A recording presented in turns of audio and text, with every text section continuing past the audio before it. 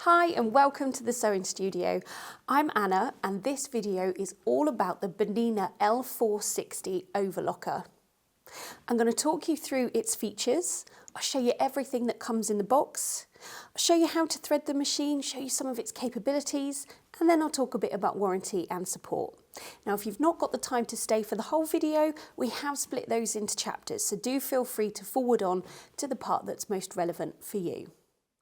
So the Bernina L460 is a powerful overlocker. It's got a DC motor and it really is able to cope with thicker fabrics as well as having a delicate touch for those finer ones as well. It's a 2, 3 and 4 thread overlocker which gives you 16 different stitch options. The length can be changed on those stitches and that's just with a dial on the side here, and you can achieve anything from just under 1mm up to 4mm. You can also change the width with the cutting knife by moving the blade, and you can achieve anything from 3 to 9mm on that one. When it comes to threading the machine, Bernina make it nice and easy because everything is colour coded. If I open the door down here, there is also a diagram here of where your thread paths go. The tension dials are what's called lay-in tension dials, so they're nice and easy to get your thread into. But also when it comes to needing to change your threads, when a colour runs out, something like that, you can just simply tie the old thread onto the new one with a small knot and gently pull it through. Now, an overlocker has 4 parts. It has a lower looper and an upper looper and then 2 needles. And the trickiest part to thread is the lower looper. But again, Bernina make this easy for us with having an integrated lower looper threader. And I will show you how that works when we come to the threading section. So the presser foot itself is a standard presser foot, and it has an extra high lift so that you can get bulky items in underneath. And you can adjust the pressure on that presser foot as well. It's with a dial up here. And that's really great for if you're sewing something quite fine or delicate that tends to get chewed up in the teeth. You can slacken that pressure off so that it will feed through more consistently, so you don't tend to get that puckering and that sticking. Now the feed teeth itself, there are 2 sets on an overlocker, and then you have what's called differential feed, and this is controlled with this dial on the side here. And what that basically means is you can adjust the speed of the set of teeth at the front. So for stable fabrics, both sets of teeth are operating at the same rate. When you are sewing something that tends to pucker, you can decrease the speed of the front teeth and that will help to counteract that. Likewise, if you're sewing something super stretchy and it tends to get that ripple in it, you can speed up the rate of the front feet, and then in effect you're achieving a gather, but that helps to counteract the rippling. Now the presser foot itself, it has the lever here as I was just saying to raise it up and down, but this does also come with a knee lift that plugs into the front there, so you can raise and lower the presser foot with your knee to keep your hands on the work. And then I don't know if you noticed down in here, probably not, but there is storage in the front of here for the most common accessories that we tend to use. So you've got spare needles, a needle threader, the tool for undoing the needles, some tweezers, like I say, the most useful things in there. The side of the machine opens right up, so it's nice and easy to keep everything clean and fluff free. I couldn't say that then, could I? The knife you don't have to use, so when you're doing something like a rolled hem, you don't want to be cutting the edge as you're going, and it's easily retracted using the dial in here. Also, when you're doing a rolled hem, you don't need what's called the chain finger, and that's very easily retracted with a lever there. Now this machine has superb stitch quality, and it has what's called micro thread control, which is a tiny little switch in there. And basically it's a bit like fine tuning your radio. So you really can get the stitches lovely and neat to achieve those professional results. The machine weighs around 9.5 kilos, and there's a convenient handle in the back here to carry it around. So it's heavy enough that it's going to stay planted to the table. So when you're going at those high speeds, which is up to 1500 stitches per minute on this model, it's not going to vibrate around and move, which is exactly what you want. So in terms of what comes in the box, the machine will arrive like this, albeit with this piece right down for in the box, and then all these tools will already be in the front there for you, and the standard foot will be attached. as well as this range of accessories, and these all fit nice and neatly in this little box. You've also got your knee lift, or the freehand system as Bernina call it, and a dust cover to keep the machine protected. You've also got a nice substantial foot pedal, and this has a kickback as well where you can raise and lower the needle. You've got a nice handy stitch chart that shows you how to set up the machine for each of the stitches on there, and in there as well you'll find a guide to threading the machine as well as the differential feed. Just a quick reference, but you've also got a full instruction manual as well. And then it also comes with a cut-offs bin, so that just sits on the front there to trap all your cut-offs as you're cutting your fabric through. And then an extension table as well that just sits on the side there to give you a nice lot of room to get all your projects through there. And lastly, before I forget, it does also come with a power lead that I've already got plugged into the machine. Now, before we head in the sewing section, if you like what you're seeing in this video, please subscribe to our channel, and you can also hit the bell to be notified when we upload a new video. It could be another one like this of one of our other models of machine or one of our great sewing tutorials. So let's get into threading the machine. So we're going to thread the machine from right to left, starting with the lower looper, upper looper, the right needle, and then the left needle. So I'm going to grab my red thread because this has a red colour-coded path, so it's easier for you to see. And the first thing is to get the thread in underneath the little spring at the back there. And then you're coming down through the tension discs. Now it's important at this point that the presser foot is in the up position, because that means that those tension discs are open for the thread to lay in there. Once we put the presser foot down, the discs then close and clamp the thread, and that's how we have our upper tension. So I'm just going to drop this down. As I say, there is a diagram here to follow, but I'm doing the red one, so I'm following all the red dots for the lower looper, which is this gadget here. So I'm just going to go in behind that one. I'm going to grab the tweezers a minute. Let's take them out of their protective case. And then I'm going up under these two because they've both got red dots. There's then a red dot just here. So I'm going to go in behind that one. Now with the lower looper, the thread has to get right to the back of that looper. And as I say, Bernina have made it very easy with a lower looper threader, and that's this piece here. So all you do is just push that down, and then this piece comes out, and you just want to lay the thread in around that piece, like so, and then just flip that switch back up, and then the thread is in the back of the lower looper right where it needs to be. And then you just want to go through the eye of the looper and out through the back. So that was through the eye there, and then out through the back of the machine. Just got it caught in that bit. And then to the side. So that's the lower looper done. That's the trickiest one. So I'm going to grab the blue next, which is the upper looper. And again, I've already put it in the spring there. So I'm coming down in behind that one because I've got blue there. I've got blue and blue here. So again, in underneath these two.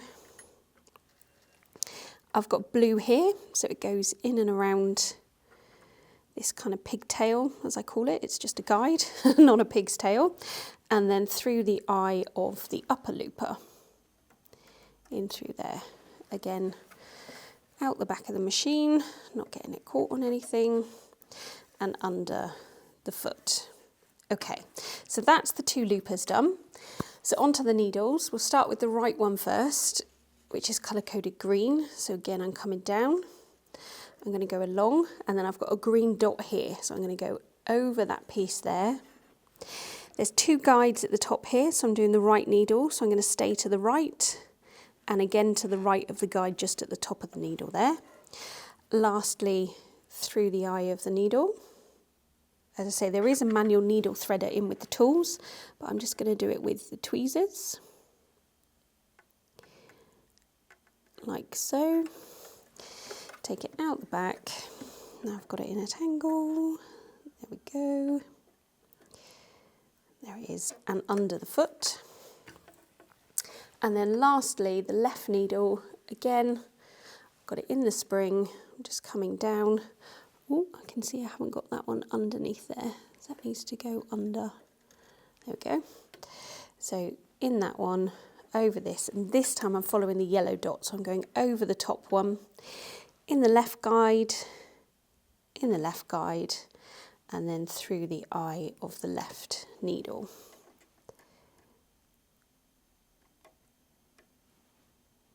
Like so. Pull that through, and again under the foot. Okay. So that's the machine threaded. Now this machine does have a safety feature. You'll see this red indicator here, and that is if the door isn't shut. So if I shut that now, and then if the presser foot is up. So the presser foot is down, so the red light's gone out, so we can now sew. If you haven't quite shut that correctly, the light will come on and you won't be able to sew. It's just a safety feature so you don't catch your hands in anything. So what you want to be doing first now is turn the hand wheel and make sure that everything is turning freely, and that's a good indication that it's threaded correctly. And you won't be able to see it, but I can see it's forming the loops as expected. So I'm just going to pop my foot on the foot pedal.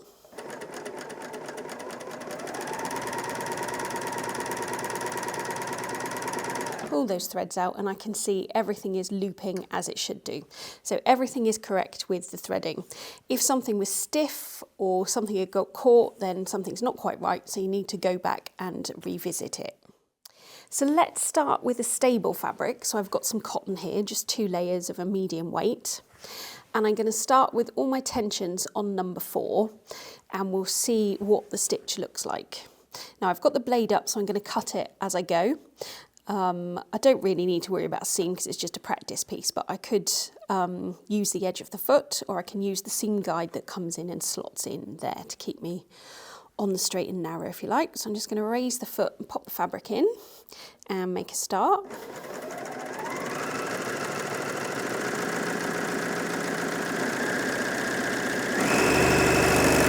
That was up to the full 1500 stitches per minute there. It did move slightly because this is quite a shiny surface, so the suction cups are not sticking to it, but ordinarily it wouldn't. Cut that off on the cutter on the side. I'm going the wrong way, hang on, that's better. And then you can see that's done a really nice, neat job of that. So you've got your left and your right needle sewing your seam, and you've got the upper looper doing the loops on the top of the fabric, and the lower looper doing the loops on the bottom of the fabric. And what you're aiming for is for the 2 loops to interlock right on the very edge of the fabric, just like that is there. So that's ideal. I don't need to change any of those tensions. I would carry on now if I was making a project with this fabric and do what I needed to do. If I move on to a different project, so something with a heavier weight fabric, for instance, like this denim. So I've got 2 layers here. I may need to adjust some things. So in theory, this is a stable fabric as well, so the tensions shouldn't necessarily need to change, but I am going to increase my stitch length slightly, just like you would on a sewing machine, to have the stitches sitting on the fabric rather than kind of pulling it down in. And that's this dial at the top here. So at the moment it's on 2.5. So I'm just going to move it slightly up to 3. Oops, pop it under the foot.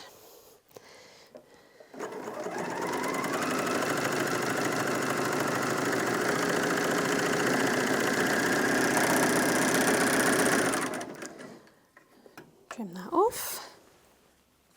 And yeah, tension wise that's perfect. The loops are interlocking on the very edge of the fabric and it's sitting nice and neatly. It's not kind of pulling the fabric in or anything.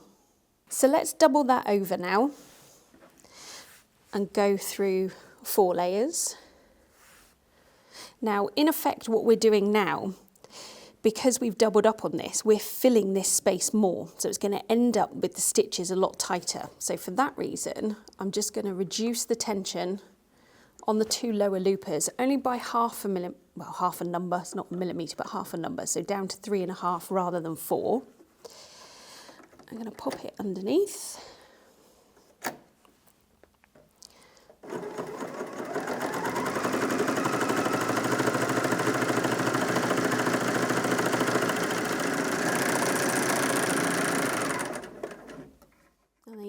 It's just as beautiful a result as going through the 2 layers.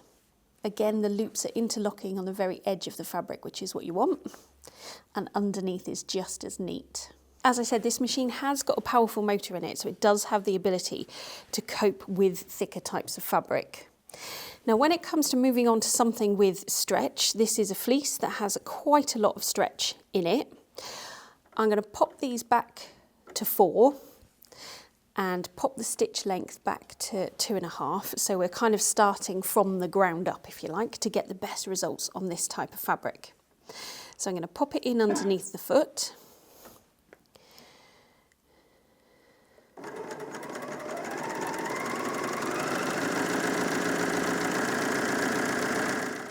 And that's done a really lovely job of that. I did say it's quite hard to get rippling on this machine. It's laying nice and flat. If anything, it's tipping up just a little bit, so I will go back and alter the tension on here and show you again, but that's perfectly acceptable just as it is without changing anything. But let's just reduce these down again slightly and see if we can improve on the stitch.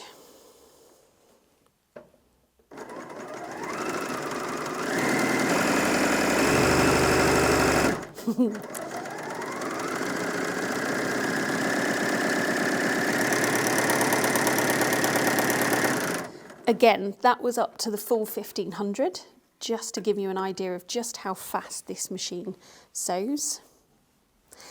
And changing those tensions hasn't changed a lot in terms of it flipping up a bit like that.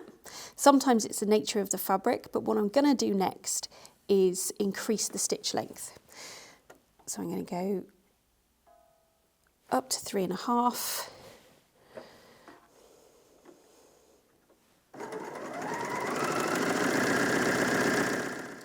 And you can see that's now sitting much flatter on there to give a nice result. So let's double that over now and go through the thickness of this. I'm going to retract the knife because I don't want to cut my end off. So I'm just going to turn that around and pop that down. Don't get the lead caught in. Pop this back up. So I can raise the presser foot, and now because the knife isn't there, I can get in a bit further with my fabric, and I'm just going to use the edge of the plate as my guide. Now also with Bernina machines, they have what they call stitch by stitch technology. So if you just wanted to do, if you're nearing the end and you just wanted to do 1 stitch, you can just tap the presser foot, that was 2, tap it quicker, and you're just doing a stitch by stitch. And likewise, the kickback, you can use your heel to kick back on the foot and that will drop the needles in again for you. So there's a few functions there on the presser foot. I'm just going to carry on with this.